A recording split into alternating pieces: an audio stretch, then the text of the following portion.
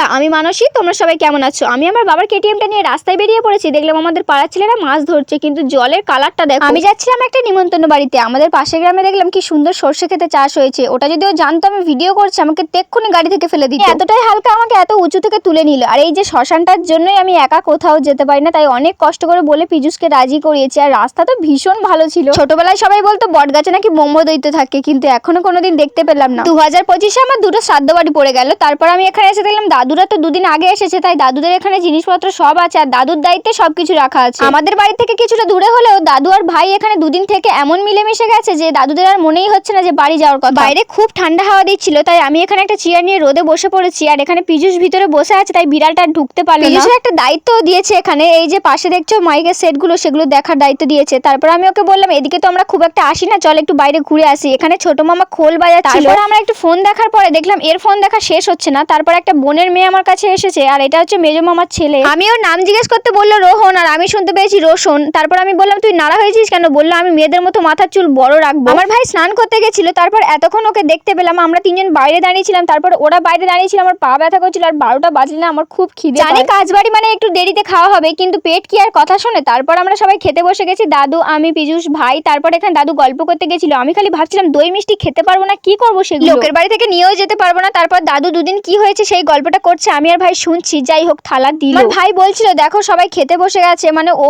আমার মতো ভ্লগ শুরু করবে। তারপরে দেখো এখানে সবাই মাংস খাচ্ছে, কিন্তু আমি এমন ব্রাহ্মণ যে আমি একাই মাছ খাচ্ছি। পায়েস এবং চাটনি দুটোই ফেভারিট, কিন্তু খেতে পারবো না, কারণ ভাত পাতে আমার একদম পছন্দ না। তারপরে দেখো আমি এটাই শকড হয়ে গেছি যে ভাই কাজ বাড়িতে আইসক্রিম। যাদের নিজস্ব জায়গা থাকে না তারাই জানে যে কোনো অনুষ্ঠান করলে কোথায় যে কাজটা করবে। তারপরে এখানে ছিল পাশে খাল, তাই সেখানে অনেকে হাত ধুয়েছিল। সামনে অনেক মেয়ে থাকার কারণে পীযুষ তো হাত ধুতেই পারছিল না। তারপরে তারা চলে যেতে পীযুষ হাতও ধুয়ে নিল। তো সবাইকে টাটা, তোমরা সবাই ভালো।